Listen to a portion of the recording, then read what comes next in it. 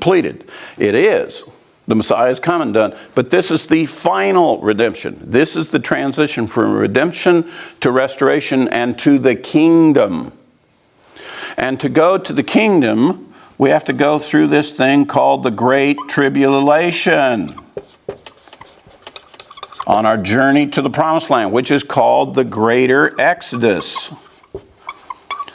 When does the Exodus begin? Well, historically from Egypt, it came after the Passover.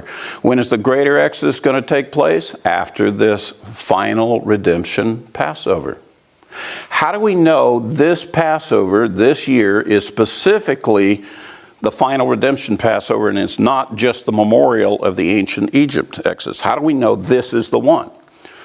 It's because Elijah shows up for the cup. We've been setting the cup for him. And when suddenly the report is Elijah is in the land, then we know this is the Passover that is for the final redemption and the beginning of the Greater Exodus. And we're going to be going through the Great Tribulation, ultimately the great and terrible day of the Lord. All right? So where do we find in the New Testament that it talks about Elijah showing up before the Lord in the Great Tribulation so we know about the final redemption?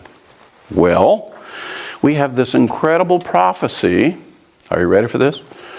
Of the two witnesses.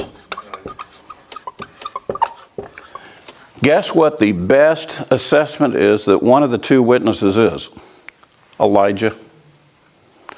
We believe that prophecy in Revelation 11 about the two witnesses that come. One who comes in the spirit of Moses, one who comes in the spirit of Elijah, that they will give warning. They will be doing the same thing to Moses and Aaron did with Pharaoh, warning him before the judgments hit, warning the Egyptians about the judgments of God, trying to get them to release the children of Israel so they could go to the Promised Land. So we're going to have that prophecy being fulfilled, and we will know that he's in the world before that Passover because we see these two witnesses take their position at the Temple Mount in Jerusalem prior to the Passover in question. So when we come to the Passover that is the final redemption, we already know Elijah is in the world. We already have the testimony. We already see them operating up on the Temple Mount, announcing judgments. There are impending judgments to come upon the anti-Messiah and upon this world that are turned